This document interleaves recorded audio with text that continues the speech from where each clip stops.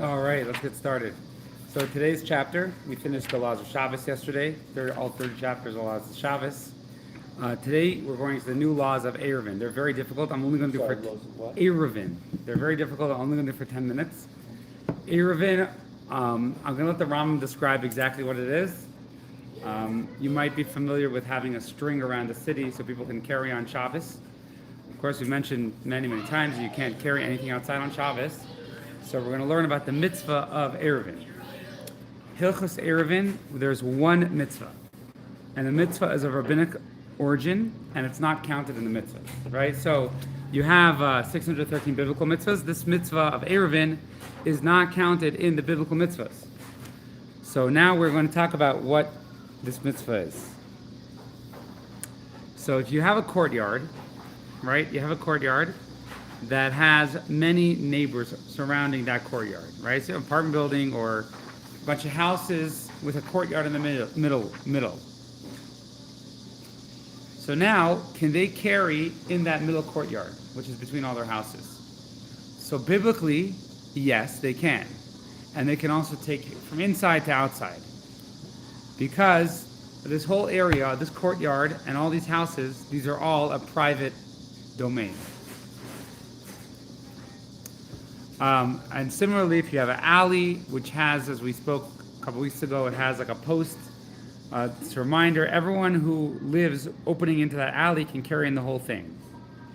And similarly, if you have a city, which has a wall, which is higher than 10 handbreadths, that has doors which are locked at night, it's all considered a private domain, right? So even if you have a city with millions of people, but there is the gates are locked at night, and there's a wall. So then, biblically, that is considered a private domain. That's like a home. You can carry in that. Zehu din Torah. This is the biblical law. However, the rabbis said that these neighbors cannot carry in it until they make a eruv. They cannot carry inside this courtyard, right, or the city, until they make an eruv. Before Shabbos. All three cases we said above. And this, who made this law? The one who made this law was King Solomon. King Solomon made this law that you cannot carry in a walled city, or you cannot carry in the courtyard which your houses surround, or you cannot carry in an alley where a bunch of houses open into it, unless you do an eruv.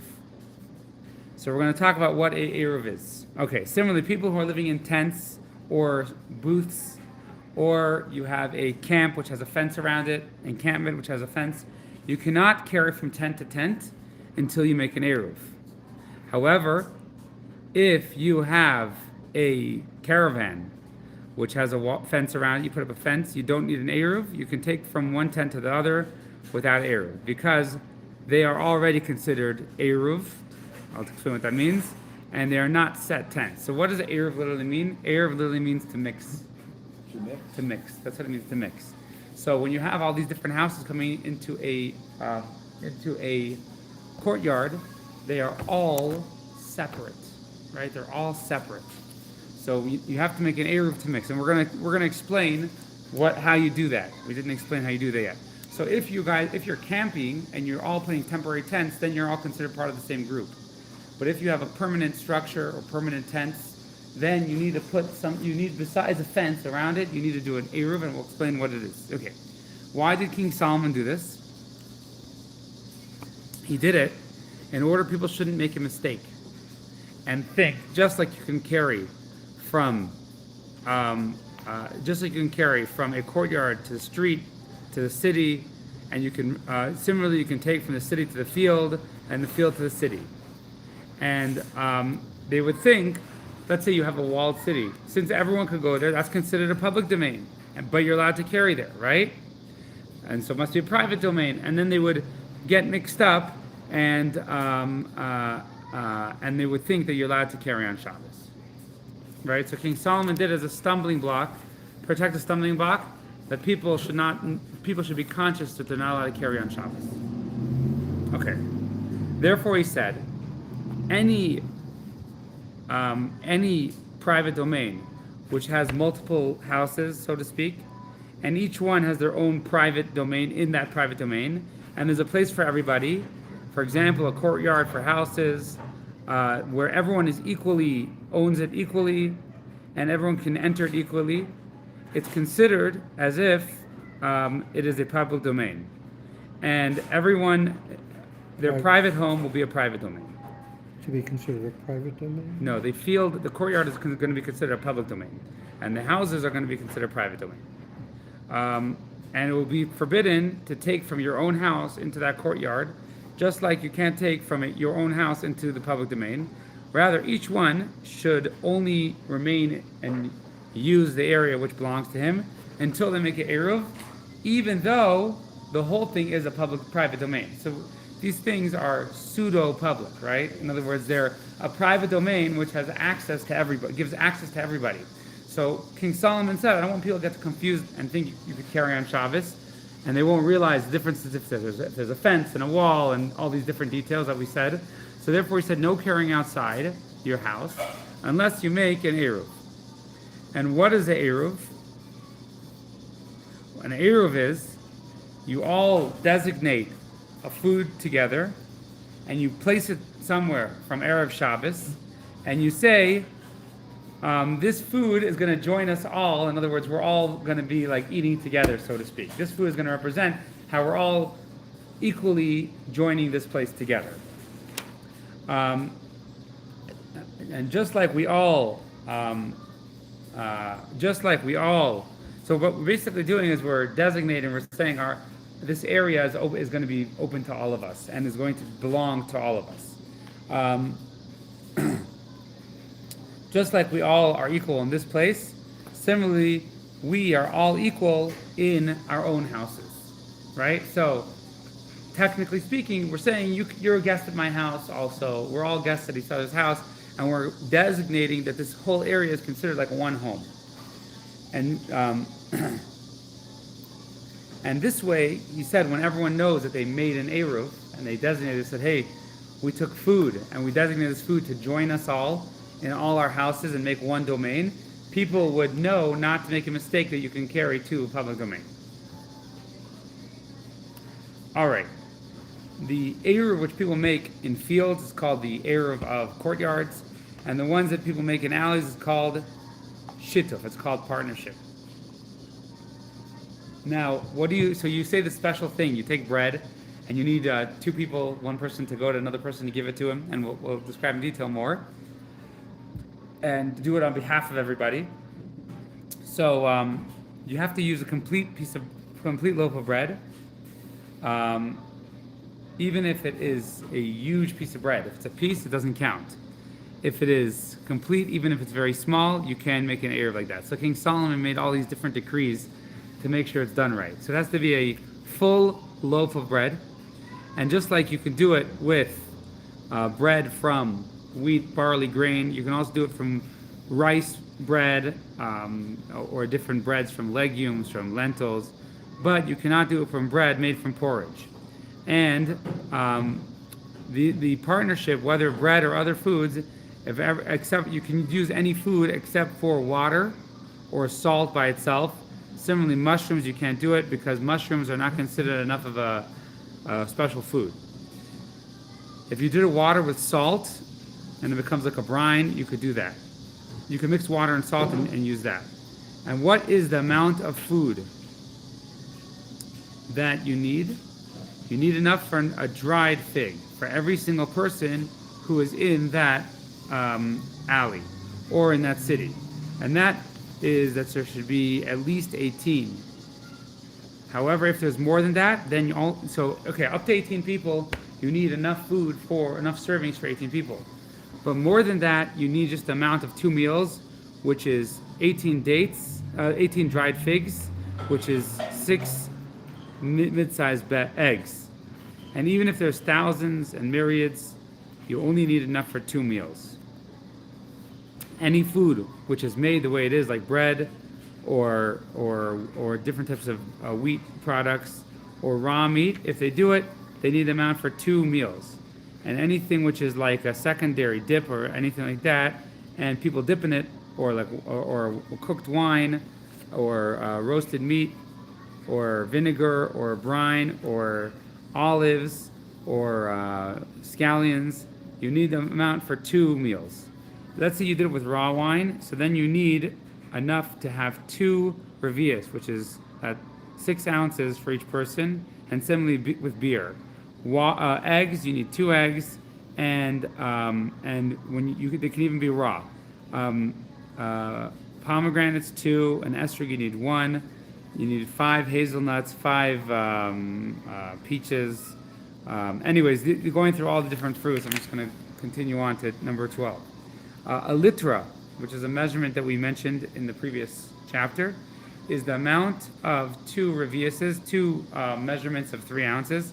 An uchla is half a revius, and a mana is 100 dinar coins. A dinar is, which the coins back then were measured by weight. So a dinar is 6 mine, and a ma is 16 barleys. And a sela is 4 dinarin, and a revius of water or wine is 17 dinar and half a dinar. Okay. Comes out a litra. So this is just going through. The Rambam oftentimes goes through his measurements to prove how he knows his measurements. Okay. We are going to stop here and go to the Sicha now. Any questions? So that is how eruv is done. Eruv actually is not just the string. It's actually the process of multiple people making their homes into one domain. It's almost like let's become one big family. Yes, that's what you're doing. So there is actually an interesting thing, like let's say if you live in an apartment building, and or you're a resort or hotel, so eruv does come with question. There is the idea of eruv comes with question. There is a difference if it's primarily Jewish or not. Those all make differences. And there's also, it's very complex laws. We'll see about the eruv. There is also, so now, then there's another detail in the eruv which we'll get to after. So if you have a city which has a wall around it, so you might think, okay, this is like one house, but it's not, right? You need to have an eruv in between. You need to have, divide food between each other. You need to put food and represent that you're all joined together. But let's say you don't have that. The next step is, can you put up a string around it? So that is the laws of eruv.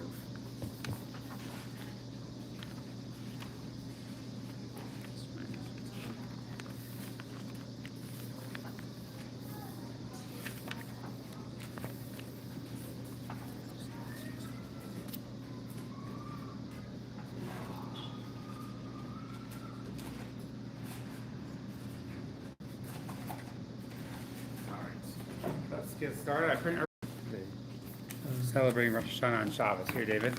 I didn't like last week. I only had one copy. It's hard to follow outside. I think. This one? Yes, that one. All right.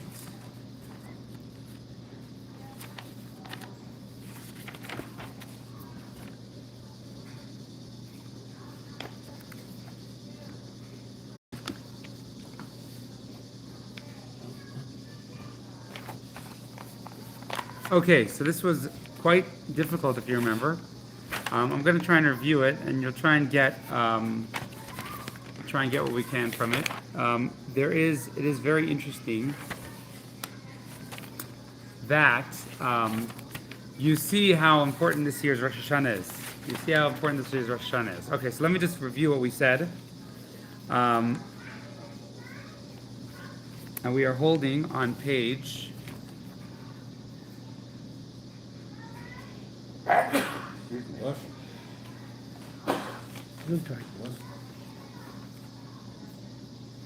We're holding on page 13.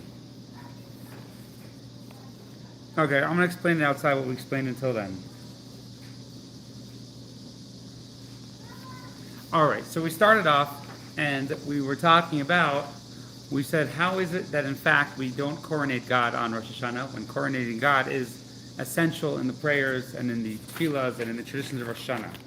And it's done through the shofar. So how do we not do that? So this year, obviously, we'll do that on Sunday, the 17th, second day of Rosh Hashana.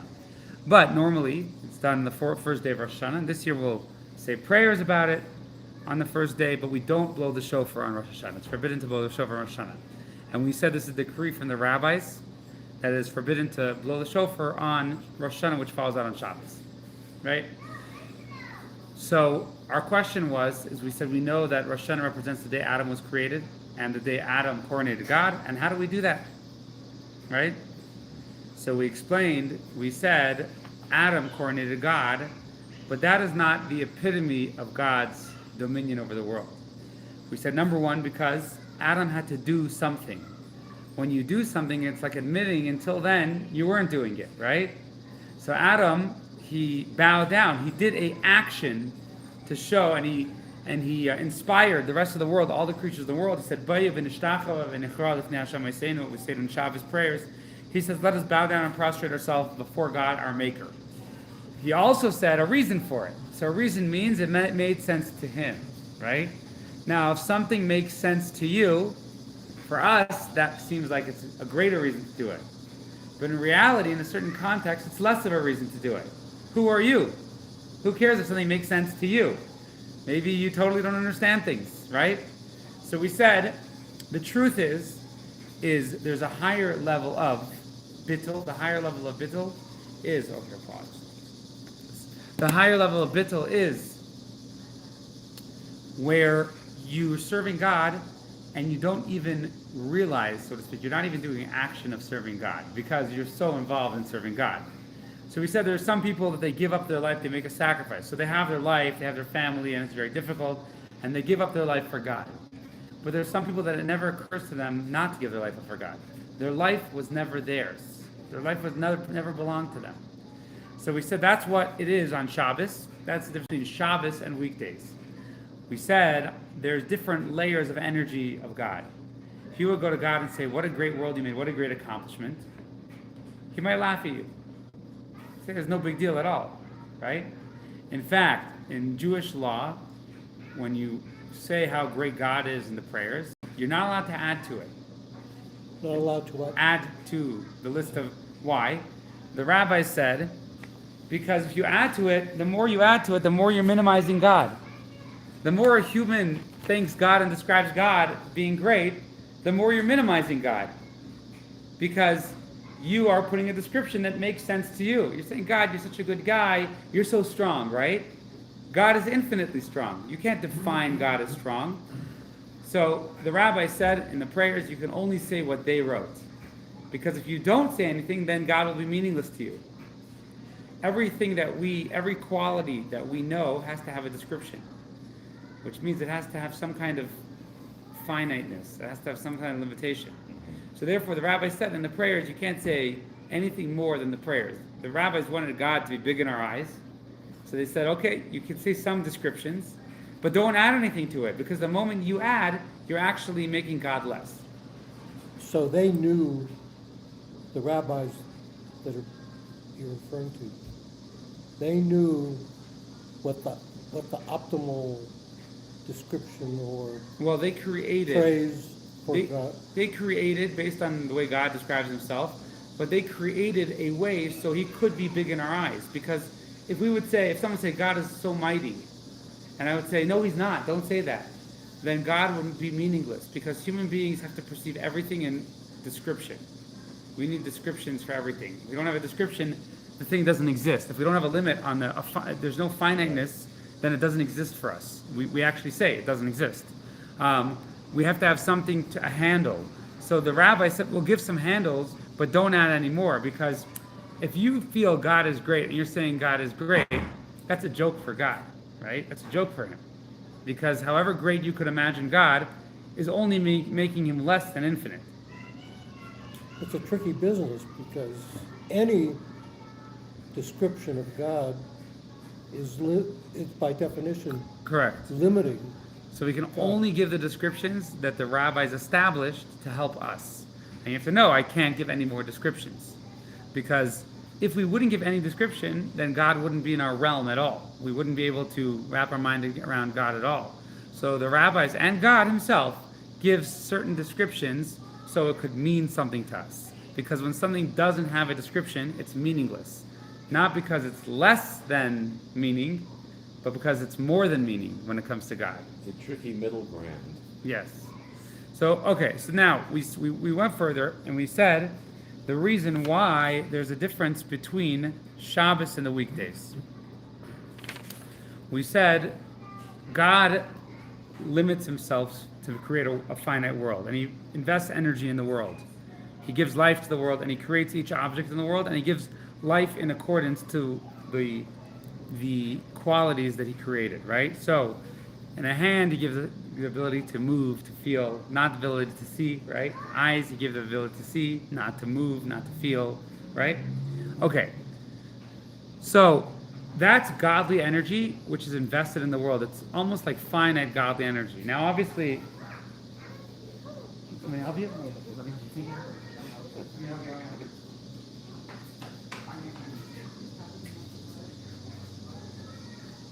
Do you believe any of this could microwave or something? Some people are saying that microwave satellites, it's not so far-fetched yet. You see video evidence of metals just turned into powder. Okay, so what exactly Experiments that are running on. is happening on Shabbos? And so we said that, let me just see where we're holding inside.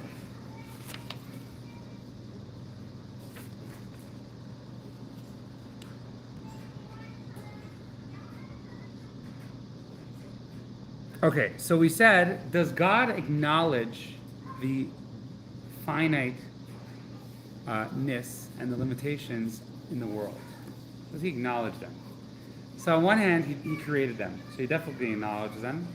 He gives them life, right? On the other hand, is God limited to the finite energy in the world? Is he stuck in the world being the way it is? No, he could change it in a second, right? He's really above it. He's really infinitely higher. So on Shabbat, on weekdays, what happens is God follows the story of the world. He lets the world follow natural order. That's the weekdays. Weekdays is finite energy. Does he, in a sense, I've heard that he withdraws his presence. So on Shabbos, what does he do? The energy in the world, he reveals his higher sense of presence. He reveals his higher sense of presence. So he reveals that really he's infinite. He's infinite, and that's the idea of resting. Now, why is it the idea of resting? Because work exists in finite realms. Work exists in finite realms. So it's like when you work, what you're doing is your job doesn't really care who you are so much. It cares what you're doing, right? Otherwise, if it cares too much who you are, then you're not really doing a job, right? You're not doing the job. So during the weekday, that's when we go out into the world and we work. When we work, we are going in and we're saying, yes, there's a world out there. I need to eat, sustain myself. I need, to live in this world. I need to transform this world. That's what weekdays are. I need to put myself in the world. What is Shabbos? Shabbos, we remove ourselves from the work, from the outside world, from the finite world, and we get to enter a mode of who we really are. Who are we really? We're really Jewish people who daven and go to shul and celebrate, and we have good foods and everything like that. We focus on who we really are. So that is the difference of the weekday and Shabbos. So now, let's explain it further. In the weekday, when Rosh Hashana falls out on the weekday and the world is running its course, so then you need to blow the shofar. You need to do something to fight the mode of the world. You need to go and say, see this world that thinks it is godless. God is the king over this world. That's the weekday nature. So on Rosh Hashana, it resembles Shabbat in that God brings his presence back, the higher level back into the world. So on Rosh Hashana, on a weekday Rosh Hashana, so weekday holidays, let's say, God brings his presence in the world, and that's why we don't work, right? But we're allowed to do a little bit more work than Shabbos, right? So when Rosh Hashana falls out on a weekday, we're conscious that God is in the finite world. Mm-hmm. And we're blowing shofar to make a declaration that he's king over the finite world, right? Because it's weekday, we have to make the declaration. Right. When Rosh Hashana falls out on Shabbos, And Shabbos, God is in a higher consciousness, and therefore we follow suit. We're in a higher consciousness. There's no work today. The world doesn't exist today. And we studied, remember last Friday, we studied, you're not supposed to read too much news on Shabbos. You're not supposed to discuss worldly things too much. You're supposed to elevate yourself. You're not allowed to cook. You're not allowed to, you're only supposed to do Shabbos-style things. So when we do that, there's no need to make a declaration that God is king over the world. Right now, today, there's no world. Right? Right now, today, there's no world on Shabbos. On Shabbos, the world doesn't exist. You could be hungry, but if you didn't cook the day before, you can't cook today. There's no such thing as cooking on Shabbos. There's no such thing, So that is because there's a higher presence of godly energy in the world, which is beyond the level of work, right? Beyond the level of work, beyond the level of what we call chol, which is weekday. Which weekday is when God, so to speak, goes out into the world and creates finite things and invests in the finite things. On Shabbos, God is not investing in them. He's showing his infinite energy. So therefore, in Rosh Hashana, we don't have an action. We don't have to do something to change the world. The world is already changed. So we just accept that God's presence is here and God is king over the world. Let me put it another way. God is the creator of the world. So all the time, things don't go our way, and we get upset. And we say, someone says, oh, well, maybe God, pray to God. God can't change it, right? There's a certain truth in that.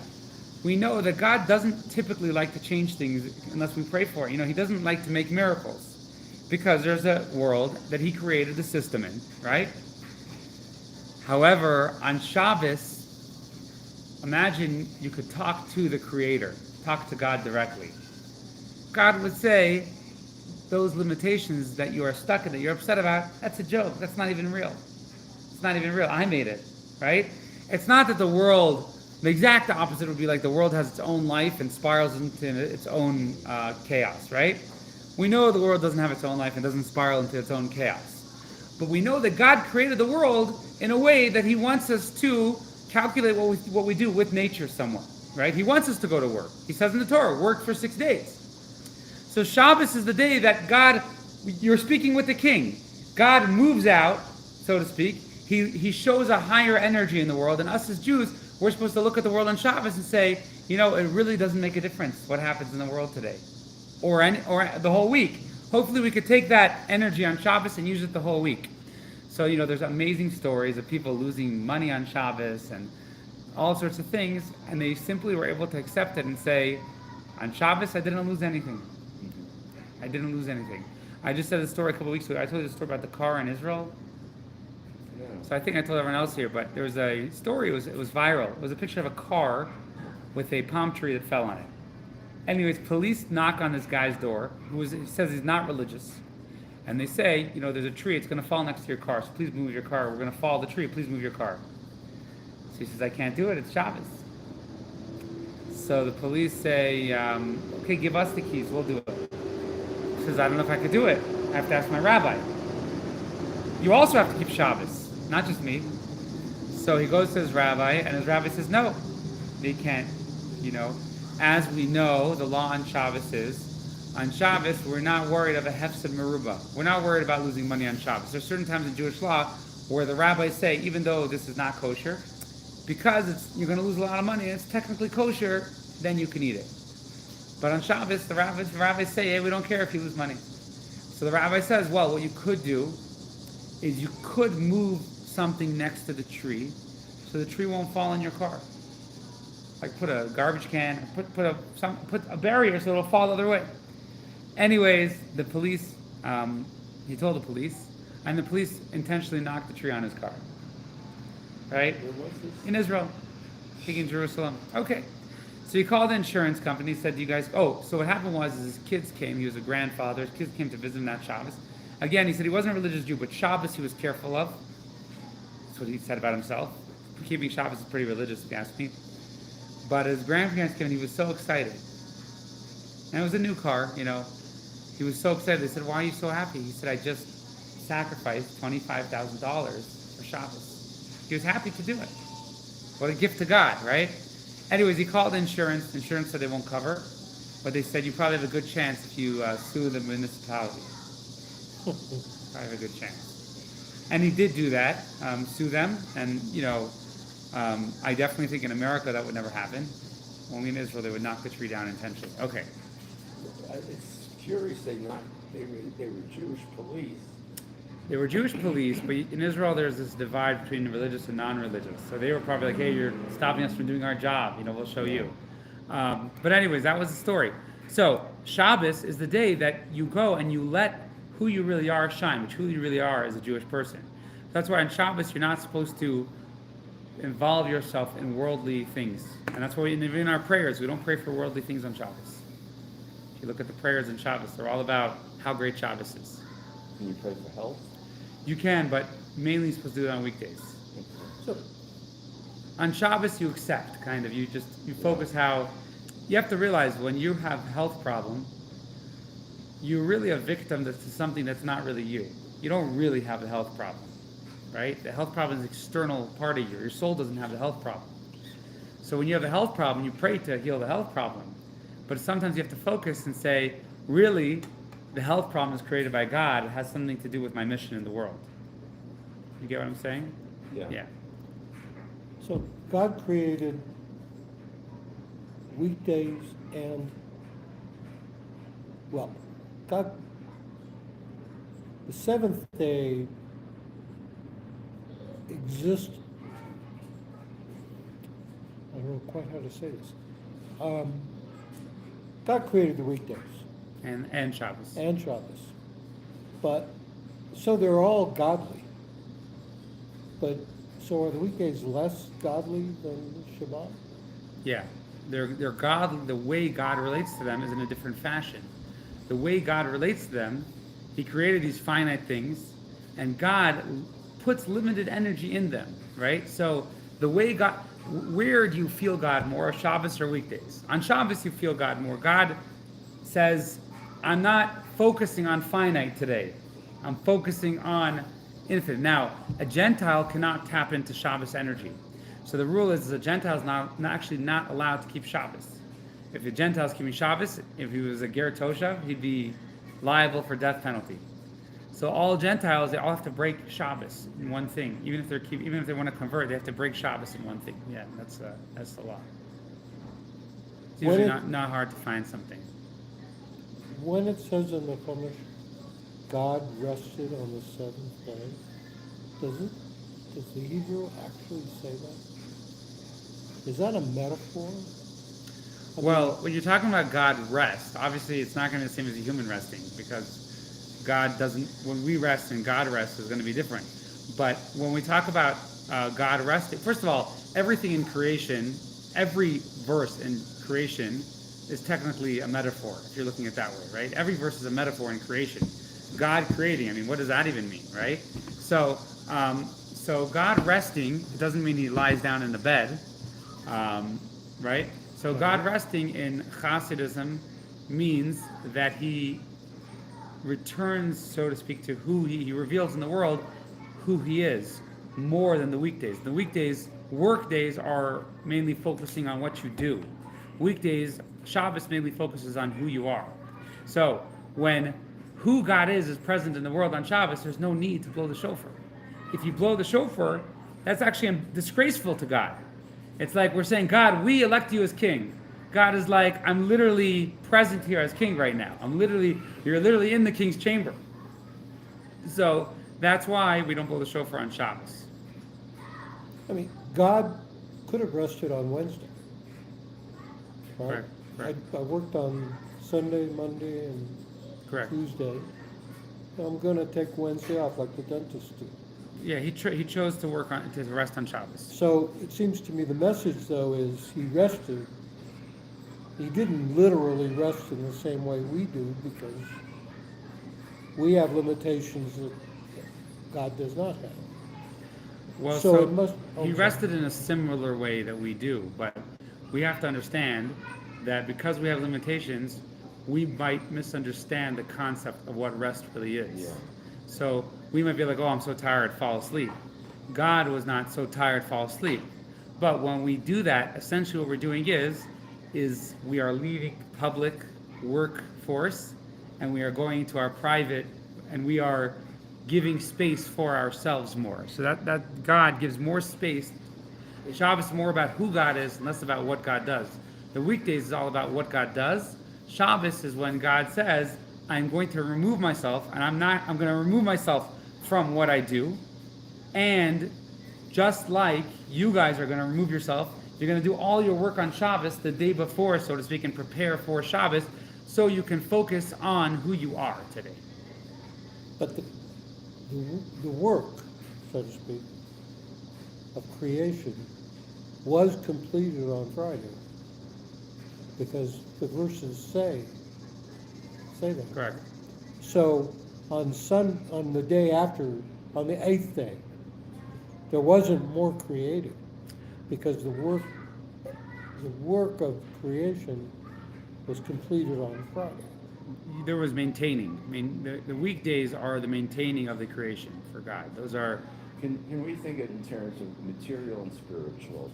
God was, quote, getting his hands dirty Correct. 6 days a week. And he still gets his hand material. dirty 6 days a week. But he returned to the more spiritual sense.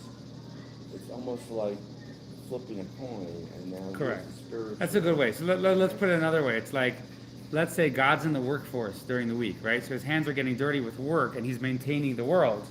And therefore, we focus on maintaining the world. Now, sometimes you'll have a work partner or something like that, and then you realize that he's actually the prince. You know, he's the king. You didn't realize he's doing the same work because he has to eat just like you, right?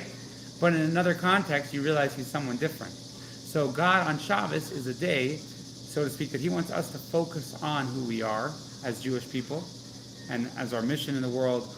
We don't need to work, right? We don't need to work on Shabbos. We can think how we don't need to work. We don't need money. We start again. God created us, and God wants us to work, so we'll work for God, right? So every week is when God also, during the weekdays, is when God kind of focuses on his finite energy in the world, and Shabbos is when God focuses on infinite energy. He reveals his infinite energy in the world. And therefore, if we work on Shabbos, what we're really doing is we are telling God that he's not really here, right? We're saying, God, you're not really here. I need to work. I need to take care of myself. And if we blow the shofar on Shabbos, it's like you only need to blow the shofar if you're outside of the realm of Shabbos. But if you're in the realm of Shabbos, you're with God, and God is revealed, and you're in that elevated place, then if you blow the shofar, it's actually embarrassing to God. That's why we don't blow the shofar on Shabbos. And that's what the rabbis are saying. They're saying maybe you're going to carry the shofar on Shabbos. Maybe you're going to break Shabbos with the shofar. The shofar idea on Shabbos is breaking the idea of Shabbos. The act of blowing the shofar is not considered work in itself, is it? That's not blowing it. It's not considered work, but it's forbidden. Okay. It's forbidden for instrument reasons, but the main reason it's forbidden is because you might come to carry it on Shabbos. In other words, you might come to make a statement, you might come to use it against God on Shabbos. So the reason to not blow the shofar involves much more, significantly more, than the prohibition against carrying. Yeah. Well, the prohibition against carrying represents, as everything in the Torah, it represents something much deeper. In other words, when the rabbis are saying that you might carry it on Shabbos, what they're saying is Shabbos doesn't need shofar, and you're going to take the shofar and use it against God on Shabbos. That's what they're saying. So there's a lot of, what we're saying is in the rabbi's decree, there's a lot more depth than just like, oh, maybe you're come to carry it. Okay, let's continue on. So now this is where the Sicha gets hard, gets difficult. It was easy to Chapter laugh. 7, page 15. This is where it gets hard. So, it's an interesting thing. One of the most remarkable things was the Rebbe blowing the shofar. And there's a lot of fascinating stories about the Rebbe's shofar blow. And all the Rebbe's shofar blows. All the Rebbe's they had like an aura, and you could see, like, there was once a photographer trying to take a picture of the Rebbe. He said, I can't do it. Every time the Rebbe looks so different. Every time they take a picture of the Rebbe looks so different. They showed like their emotions, and they're very strong. So on Rosh Hashana, when the shofar was blown. Until the Rebbe blew the shofar, the Rebbe was very serious. Not speaking, very, very serious. Praying, very emotional, it was very intense. And as soon as Rebbe finished blowing the shofar, it was like whew, everyone felt in the room like, wow, relief, God accepted himself as king, Here, the Rosh Hashana, which fell on Shabbos, was much more calm. It was much more calm. It was like, we don't need to coronate God. God is coronated. We need to follow what God's telling us today. We need to soak ourselves in the energy of the day versus, prepare ourselves and blow shofar. Okay. According to this, we have to understand. If God's presence causes us not to blow the shofar, here's the question. What's the question, Ed? You asked this question. Why do we blow it in the temple? Yeah. We said that you only blow it in the Beis HaMikdash. You only blow the shofar in the Beis HaMikdash. There are certain people who blow the shofar the first day of Rosh Hashana. And I just can't tell you, when you study these things, it's sad. It's sad they're missing it, It's not about, do you hear the shofar or not? Nostalgia. It's like, by not blowing the shofar, you're actually accomplishing something greater than by blowing the shofar. Right? It's not just we're missing shofar. There's this whole positive side to not blowing the shofar this year, right? But the carrying of the shofar on Shabbat is forbidden on Rosh Hashana. Yeah, on Shabbos, on Rosh Because Hashanah. the deeper reason is we all need to proclaim God. because Correct. Shabbat. So why do we need to proclaim God in the temple? That's the question we're going to ask. Okay. Okay. Amnam al pi zeh tzarich lahav, and zeh shemigdash taken gam b'yom tov shel Rosh Hashana shel Chal b'Shabbos, v'reim b'mayim and matzav shel bittul mitzias ein mi yiska b'shofar. So, I just go back, we explained there's two things. There's bittul hayesh and bittul mitzias. There are two ways of being subservient to God. One is, you are somebody, but you put yourself aside for God. One is, you realize you're a nobody. You realize you're nothing. That's true, which we explained way back. Yeah. That is true bittul, true subservience to God. Now in the Tanya it says, most people were only able to accomplish bittul hayesh. We're only able to put ourselves aside for God. We're never able to truly be nothing for God, which being nothing is the greatest thing, by the way, for God. However, we're learning in a Mimer on Tuesdays that there's certain things that we can teach ourselves, and we can totally be nothing. We can totally have nothing, no agendas for God. I gave several examples for these two types. So, what's the difference? The difference is if you truly feel God is everything or not. Keyword feel. We as humans don't truly feel God is everything. That's the way we're created with the animal soul. If we truly felt it, we would act differently. We would be different people. So if you truly feel it, meaning God has entered, you're in the presence of God fully, God has entered you fully, then you have no will except for what God wants. There's nothing to you except for what God wants. You totally realize I'm just a conduit of God. Like Moses, as we said, Moses, it says, when he opened his mouth, God was speaking through his mouth. Moses had no voice outside of God. And every time it says Moses decides to do something on his own, the commentaries all go into great length, exactly what it means. On the other hand, most people, we very comfortably feel ourselves. We feel our needs. We feel we're important, right? So when we do something for God, sometimes it hurts. Sometimes it feels good that it hurts, right? But we make sacrifices. Moses never made sacrifices for God because he was already sacrificed for God. We need to make sacrifices because we're not essentially, I said the Rebbitzin in LA, she moved in the 50s, her husband was a Holocaust, she was a Holocaust survivor, the first Chabad Rebbitzin. She had nothing, no furniture, it was so poor, Everyone was so poor, all the Holocaust survivors. Someone sat there and said, wow, how does it feel? You're like one of the first emissaries of the Rebbe. I said, emissary of the Rebbe? I'm not an emissary of the Rebbe. He said, you so much self-sacrifice. I said, I don't have self-sacrifice, I just help my husband, right? So you might think she doesn't realize what she's doing. It's really on the contrary. It was so obvious to her that this is what she needs to do, she didn't call it a sacrifice. Talk about, as Rabbi Zalman Posner, so his brother, Rabbi Zusha Posner, passed away last year. He was a very kind of interesting guy in Israel. But one of his key lines in his speeches was, when I was a kid, we didn't have anything. Everything was dedicated to the Rebbe. and they all grew up. That was their everything in their family. The first thing on their mind was, does the Rebbe want me to do? Like real Hasidim. He said they never, and our parents never used the word, you have to make a sacrifice for the Rebbe. They never used that word. As kids, you don't make a sacrifice. This is the right thing to do. It's not a sacrifice, right? So, okay. So now, just to put another, on weekdays, there's what's called Bittul Hayesh.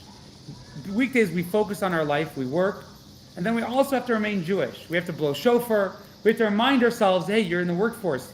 Don't look there. Don't eat that, right? You're in the world. You're reading the nose. Don't read that. It's not kosher. Don't eat that, right? On Shabbos, we go into a higher level where suddenly there's no world on Shabbos. There's no world. The world doesn't matter on Shabbos. Our money doesn't matter on Shabbos. Our health doesn't matter on Shabbos. We focus on Shabbos. So, just interestingly enough, on Shabbos, all the food is prepared. We don't cook anything. We don't have to worry about kosher on Shabbos. It's already kosher, ideally, right? It's already cooked. Now, where would the place with the least identity in the world be? On that line. So, weekdays we say we have semi-identity and we have to conquer it. Shabbos, we automatically have a godly identity. Where would the place with the least identity, least worldly identity be? In the Beis Hamikdash, in the Temple of Jerusalem. God is revealed there. The Holy of Holies presence. God is revealed in the Holy of Holies. So now that we explained that when you don't have any identity on Shabbos and the whole identity is God's identity, that God is manifested on Shabbos, you don't blow the shofar, because blowing the shofar means you're dedicating your identity to God. It means you're saying, Ed, you have to be a better Jew. On Shabbos, you don't have to say that, right? You're already a better Jew on Shabbos, right? So, how could it be in the temple we blow the shofar? That indicates if you blow the shofar in the temple, that indicates that you have an identity. Yeah. You have an identity. It's gilding the lily twice. Yes. So this is an interesting question. This is a big question, right? So we said weekdays, because you're standing in the weekday, on the weekday, that's when you have to make sacrifices for God. Shabbos, I want to tell you, if you keep Shabbos fully, there's no one who says it's a sacrifice. No one says it's a sacrifice. Shabbos, if you know what Shabbos is, it's the best thing. Right? That's the real day of the week. The other days are the fake day. The other days are a costume. Shabbos is the real day. But the Shabbos in the temple in Jerusalem, that is the epitome of it. And why do you blow the shofar? That shows that humans have an identity in coronating God. Okay, now this is going to be a little over everyone's head, including myself, but we can kind of understand it. Gam shlilas hamatzias shayaches legeder hamatzias. The very fact which makes it necessary to clarify that an entity transcends its existence indicates that the entity being described as transcendent has not utterly transcended its individual existence. But if something doesn't have any comparative property at all,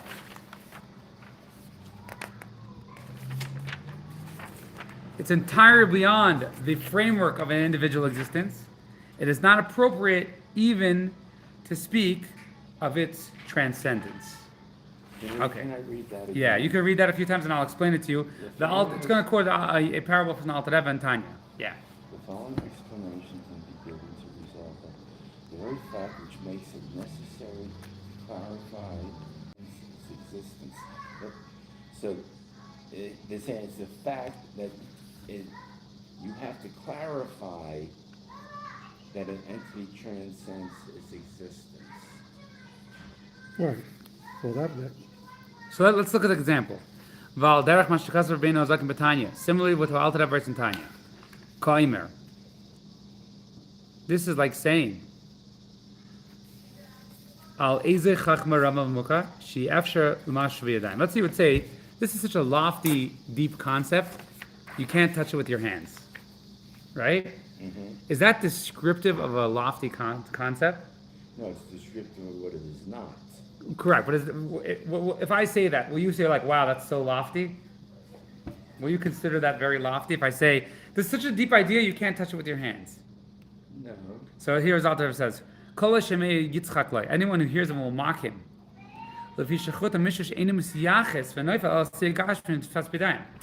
Touching something with your hand is a physical object.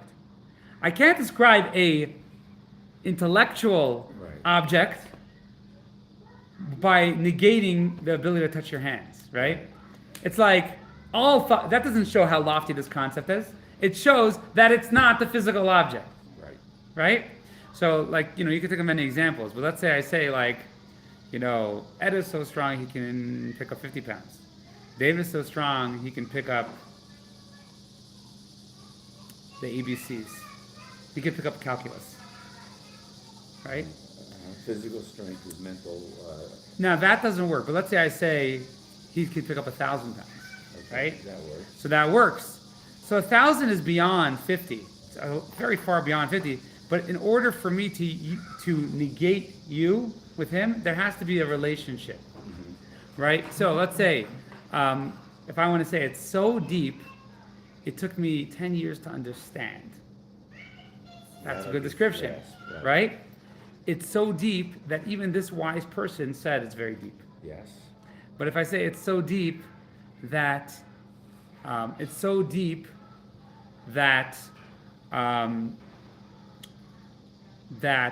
my shovel won't reach it, or it's so deep that I can't touch it, or it's so deep that it doesn't taste good, right? Makes no sense. That doesn't make any sense. So here's what we're saying here. There's weekdays, and then there's Shabbos. In order for us to relate to both of them, they have to be in a similar framework. Shabbos and weekdays are in a similar framework. In order not to work on Shabbos, you have to know what work is, right? If I say a Shabbos, I'm resting so much, I'm removing myself from the world that I'm not working. On Shabbos, I'm not working. I'm resting from work. I'm negating work on Shabbos, right? So Shabbos is God's infinite energy, but it's still in the realm of the week. It's still one of the days of the week. It's not true infinity. Shabbos is Shabbos still one of the days. is one of the days of the week. It's if you don't have 6 days, you can't have Shabbos. You can't have 7. So here's what we're saying here. We're saying that sometimes you have something which is infinite and high, but it's only relative to finite. You can only be aware of it because of the finite. Right. Right? So, okay. So let's just read that again, just so you'll see how beautiful it is. It says, even when you're negating something, the very fact which it makes it necessary to clarify that an entity transcends its existence indicates that the entity being described as transcendent isn't utterly transcended. Okay, so here's a analogy. A person stands at attention in the presence of a king even when he does so instinctively, without having to consciously bring himself to attention. He feels that his identity, and therefore he must be absolutely still. Okay. I think what it's saying is that if you're in the Beit HaMikdash, Oh, we didn't get to the base of English yet, but yeah. Yeah, we didn't think of that. I didn't get there yet. I didn't get there. So let's put it another way. But you're talking about two totally different realms. You said you can't grasp the idea with a shovel. Yeah. You can only grasp an abstract idea with a mind. You can only do physical actions with physical things. Correct. And So now what we're trying to say is the realm of intellect and the realm of action are so separate that one cannot be described. They transcend each other so much that one doesn't have any ability of helping the description of the other. Yes. Okay. Right? Yeah. So now, if we have Shabbos, which is resting from weekday, right? That means that Shabbos is much loftier, but it has a relationship to weekdays. You are negating something. Right. Shabbos cares about the weekdays. There is a comparative property between them. Is there some way to link the physicality of an action with the abstractness Yes, of the yeah. mind? Yes. So let's say the abstractness of the mind, right, doesn't really negate. It doesn't really have a relationship with action. But you're saying there is. So if you what we're saying Shabbat. is let's say I was trying to describe the abstractness of an idea, right? So in order to describe it, I have to negate something which is in the realm of that idea. right? If it's not in the realm at all, then it doesn't help. All ideas you can't touch, right? Touch and physical touching and ideas, abstract ideas, or any idea, they have nothing to do with each other. Correct. So let's say I would say, this idea is so hard, it took me 20 years, Yes. right? That means you thought about it for 20 years. That is descriptive of a abstract idea. This idea is abstract. I had to learn a whole new way of thinking, right? Yeah. But if you say, the Alter Rebbe is saying in Tanya, he's saying you cannot describe how lofty his idea is with another realm. So what we're saying here is we're saying Shabbos and weekdays, Shabbos is much greater than weekday, and the identity of the person is much less than weekdays. However, it's only relative to weekdays. Just like, so that's the parable here. The parable here is when a person stands at attention in the presence of a king, even when he does so instinctively without having to consciously bring himself to attention, he feels his identity and therefore he must be absolutely still. So Shabbos takes away our identity somewhat, but it doesn't take it away completely. And that's why God made Shabbos in the weekdays. He wants Shabbos to affect our weekdays. He wants our weekdays to prepare for Shabbos. And he wants our Shabbos to inspire us for the weekdays, to live differently as the weekdays.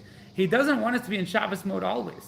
Right. Right? So in order for that to happen, there's a relationship between Shabbos and weekdays. Okay, now let's go on. Okay. Okay, third paragraph on page 16.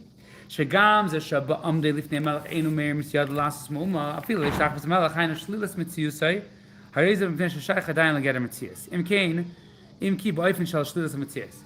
Why is it that you cannot blow the shofar in front of the king? Why is it that you can't wink? We said earlier. We said you can't wink in front of the king. Why is it? Because you feel an identity to yourself. You have an identity. And therefore, the king knows that if you blow the shofar, you're focusing on your identity and not his. Like the Uriah, right? Uriah. We see how subtly, in the King David class, how subtly Uriah spoke, rebelling against the king. Death penalty, right? If you wouldn't have an identity, right? If you wouldn't have any identity, then it wouldn't be a problem. The problem is that you have an identity. It's a parable I gave a couple weeks ago. We said the king, he puts his crown on the shelf, right? Why can't he put it on his servant? Why can't he put it on a slave? Because the slave has an identity. He's a person. If he puts it on a slave, people might say, oh, maybe that's the king, right? If he puts it on a hook, no one's going to say, maybe the hook is the king, right? Yeah. So the king and the slave, in the end of the day, they have some sort of comparative property, right? Yeah. And therefore we could say, he's not a slave, he's a king. But the hook and the king, they don't have a comparative property. They're not both humans. The hook cannot be king. There's no way the hook can be king. So here also, okay. So here in our case, we don't blow shofar, we said in the parable, is because when you're standing in front of the king, you don't declare the king as king. That's chutzpah, right? That's rebellion.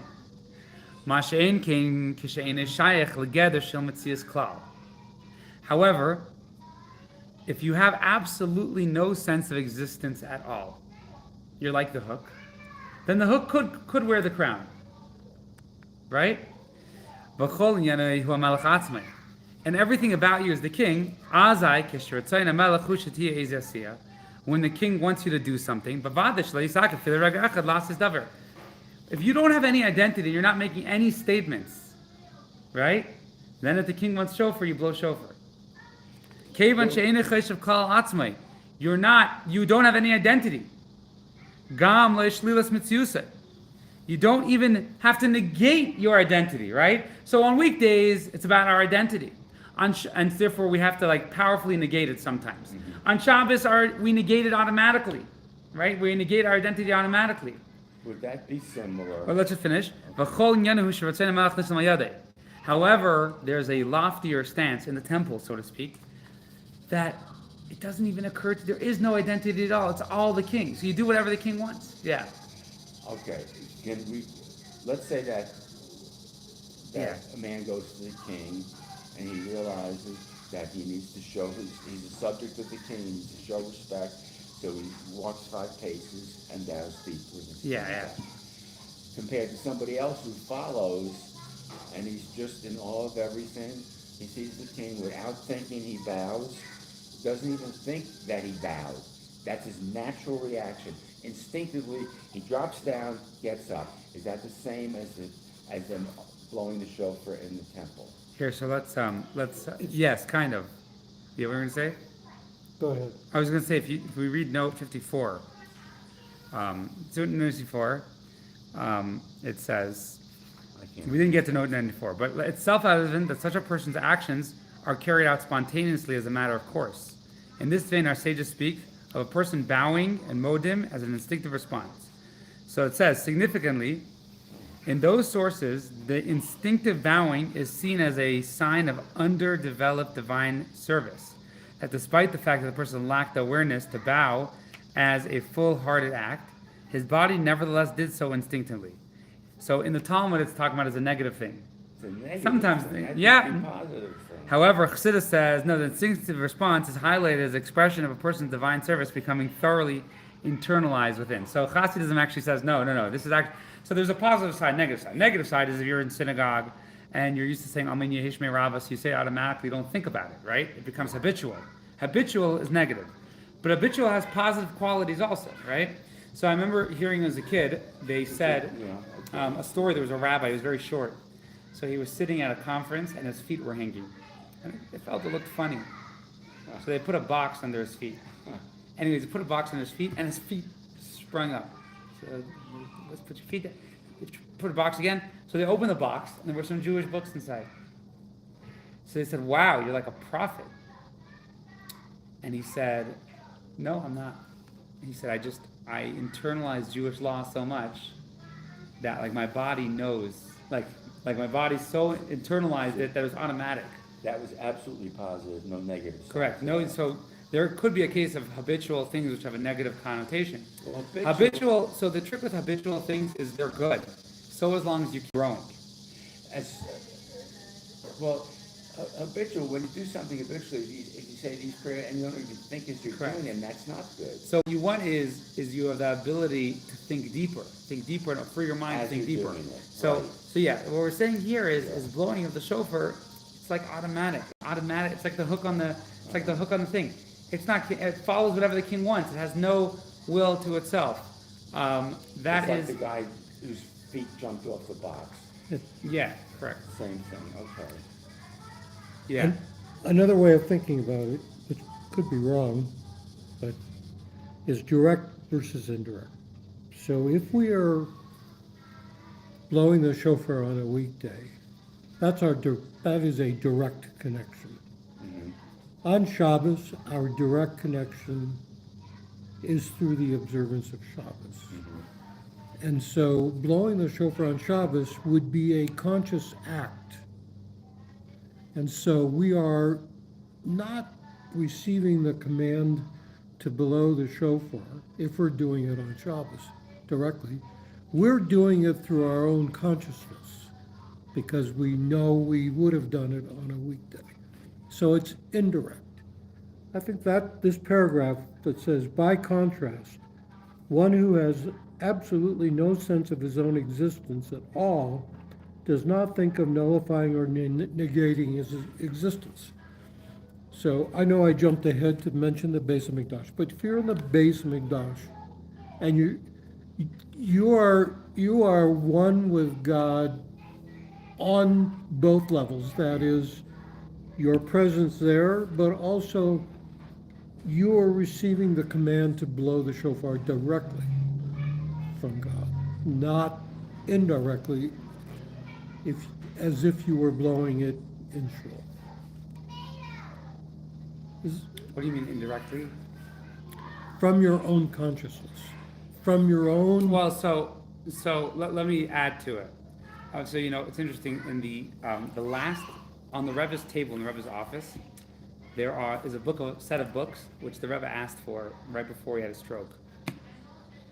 What was a set of books? The Rebbe wanted a album of all the Chabad family, all the rabbis in the world with the pictures of their families, of all ages. So that was one of the last, and the Rebbe wanted that album printed. Now, what was so special to the Rebbe about that album? All the shluchim that went out, it's a big sacrifice to move out of the Jewish community and to become shluchim. Very big sacrifice. So when you do it, you feel your sacrifice. What did the Rebbe want? Why did the Rebbe want the kids? Because the kids don't even feel their sacrifice. What did he do? He created a generation, the Rebbe created a generation of kids who happily move on shlichus. Happily become shluchim. In other words, they don't have to say like, oh, it's so hard, but I'm going to make the decision to do it. It's automatic for them. It's ingrained in them. They're wired that way. And by the same token, the parents had an identity with the culture they left. Correct. And they did not. So, in other words, kids don't, like on shlichus, don't feel like they're giving their life, but are they? Even more so than the parents, right? They have less of an identity, right? So, the Rebbe actually spoke about those books, and it was very beloved to the Rebbe because he was looking. So there was like the Rebbe created the idea of sacrificing Mesiras Nefesh, sacrificing your life for God, to give your life for God, in an automatic way that kids, they want nothing else. They're happy doing it. I think this relates also to tzedakah. When you start, the law says you have to give, or you feel you have to give, social pressures say you have to give, so you're giving. But once you get into the spirit of giving, it becomes just the most natural thing in the world. Correct. So I think that's analogous. Yeah, okay, so now let's talk about the shofar now. Let's go. So the shofar, we blow the shofar because we have to proclaim God as king. That's the mitzvah. That's how God wants to proclaim him as king. The rabbis say you can't blow the shofar on Shabbos because if you blow the shofar on Shabbos, you're going to be using the shofar to negate God's presence on Shabbos, right? God's present on Shabbos already, more than the shofar. And if you blow the shofar, on the contrary, you're belittling God's presence on Shabbos. Now we have the temple. Now, very simply, the reason why they blew the shofar in the temple is because only one guy needs to blow the shofar in the temple. He's not going to carry it outside. All the rabbis, whoever's put in shofar is going to be there, right? You're not going to have to go and take it somewhere else. If you're talking about the Medina outside the temple, then what are you going to do? You're going to take, what's the problem? You're going to walk outside with your shofar, right? But in the temple, you're not going to do it practically, right? But you keep going back to carrying it. Carrying is almost irrelevant. No. So that's what I'm trying to say. It's relevant. That's what we have to read deeper into what the rabbis are saying. The rabbis are saying maybe you're going to carry. Maybe you're going to break Shabbos. Maybe the shofar is going to cause you to go against the idea of Shabbos. Yeah. So that's what the rabbis are saying. They're saying the idea of Shabbos already has shofar. If you carry on Shabbos, if you take the shofar on Shabbos, we're gonna make a rule against blowing the shofar because it goes against the idea of Shabbos. Right. So that's what they're saying. That's what's encrypted in their words. Maybe you'll carry it on Shabbos. Is maybe Shabbos shofar is going to go against the idea of Shabbos. No, I see that. Yeah. Okay. So now we have the rabbis. Very simply, I just want to show how it's encrypted in the temple in Jerusalem. You're not worried you're going to carry it. You're not worried you're going to break Shabbos with it. Right? So you blow the shofar on Shabbos. That's the external structure of Jewish law here. It seems to me that So now, what does it mean? So they're not worried. So practically speaking, it means that you're not worried about blowing the shofar, carrying the shofar in the temple on Shabbos, right? That's practically speaking. But what are the rabbis saying inside? Deeply, what they're saying inside is, they're saying that in the place of the temple, right? The consciousness of God is so strong in the temple that you can't negate God in the temple. God can't be negated, right? On Shabbos in your house, maybe you'll break Shabbos. But in the temple, the blowing of the shofar is not in a way that it negates the godly energy in the temple. It's so, the identity of you is so low, so small, so nothing that you could just blow the shofar. You don't have to, I actually look at it like this. You have three types of people sometimes. So you have people who have Jewish education, and they want to put tefillin on, right? Then you have people who have Jewish education, and that's why they don't want to put tefillin on, right? They have all sorts of trauma and hardship with and by the way, a lot of us have different mitzvahs. We just can't, it's too hard for us. Who are the easiest people to bring to Judaism, easiest Jews? The ones who know zero. The one who knows zero. They have zero baggage. They're able to go and learn it the proper way in the first way, right? So now, what happens? Sometimes it happens that your Jewish identity stops you from doing Judaism, right? your Jewish identity, your Jewish trauma, because you had Jewish education, that might stop you from advancing in Judaism. Because Your Jewish identity, the Jewish identity had within it inherently certain limitations. Yeah, or exactly. constraints. And if you knew nothing, you wouldn't know the content, but you also wouldn't be aware of the constraints. correct. So you might have somebody who you put tefillin on and he cries because it means something to him. Yeah. You might have somebody who put tefillin on and he doesn't want to do it because it means. You might have someone who put tefillin on and says, by the way, this doesn't mean anything to me, right? Really, it's because it means something to him. You don't say it doesn't mean anything to you unless it means something to you, right? You don't negate meaning unless there is some meaning. Always when you put on tefillin, people who never heard of it, they're always happy to do it, no problem. Because when it comes to Judaism, they don't have any identity. They don't have any identity, right? So in the temple, the temple's energy, so to speak, is so strong. There is no identity of us declaring at the end of the day, when we blow shofar, we're making a statement. When we keep Shabbos, we're making a statement also. Our statement is, we're not blowing shofar. Our statement comes in a different fashion on Shabbos. But in the temple, there's no need for statements. You're not making a statement, you just follow whatever God says. God says to blow the shofar, you blow the shofar. Is it analogous to the man who instinctively prostrates? Yes. So that's actually literally what we see here. A person bowing and reciting modim as an instinctive response. So in the Talmud it's saying he's doing it, you're supposed to bow down during the prayers. So you have to be conscious. You're supposed to be conscious who you're bowing to, right? Some people, they go to synagogue, they know they bow down at modim. The Chassidus says no, there's an idea of instinctive response, which means you've internalized the idea. It means you've lost your identity. According to this, we can understand why the shofar is sounded in the Beis Mikdash and Rosh Hashana on Shabbos. As long as there's an existence, identity, or negating of the identity, which we said is also identity when you say no to something, right? It means when you say, this is meaningless to me, you negate the meaning. It also has some sort of meaning to you, right? Otherwise, you don't need to say it. Right. You can't blow the shofar. You can't blow the shofar on Shabbos because it goes against. On Shabbos, you're doing an action, the action of resting. You're doing the action of, you can't blow the shofar on the day that you're supposed to do another action. In a place that you're totally higher than any existence, until you can't even negate. You can't even negate identity.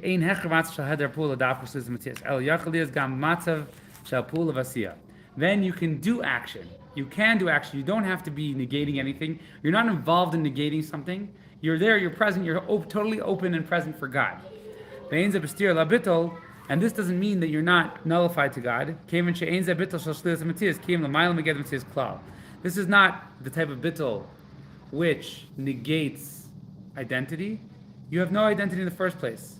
Why? You're totally one with God. As it says in Zohar, Yisrael, the Jewish people and God are totally one entity. Since it's a mitzvah in the Torah,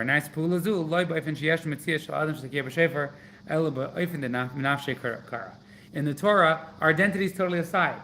So we blow the shofar because that's what the mitzvah in the Torah. And you don't even feel you're doing it. Rather, nice me'ela. It happens automatically. Let me give you another example. Why don't you carry it? Why can't you blow the shofar? Why did the rabbi say you can't blow the shofar? Because you might carry it. Your identity might carry it. You might mess it up, right? On Shabbos, right? Mentally as well as physically. You might, correct. Well, you might break the Shabbos with it. Your identity is involved, and we're worried about your identity, frankly. If we weren't worried about your identity, you could do it. When it comes to the shofar in the temple, there's no identity. God's presence is so strong, there's no identity. So the rabbis don't say, you might mess up. There's no you. I'm struggling to keep up with you here. It's a very deep concept, just to point out. Yeah, but isn't the very fact that I'm thinking hard about this, I'm thinking what it is not, isn't that confirmed my identity? Yes. Correct. I think therefore I am. Correct. It's like the more you learn, the more you confirm your identity, so the more you have to unlearn. So let's put it another way. As Jewish people, we have humans, we have very strong, sometimes dirty identity. We have identities, we have personalities. on Shabbos is our time to we realize that our identity is nothing. Right? We realize that our identity is unimportant. But we realize it on Shabbos, right? It's us realizing it. Yeah. We can never escape our identity. However, God all the time makes us escape our identity. He always makes things happen to us that we don't want, we don't expect, right? What essentially is God doing? He can make us escape our identity. He can pull us out. So in the temple, that's considered God pulling us out. God, our identity, we don't think we have no identity, and that's in the temple. Our thinking just doesn't matter. Our thinking doesn't make a difference. This is God's place. This is God's playing field. You know what I mean? Yeah. So what we're saying is Shabbos, we negate our weekday identity on Shabbos. That's But why it's I like- us negating it. These are very lofty concepts. That's why I go back to giving charity. At first you're thinking, oh, I'm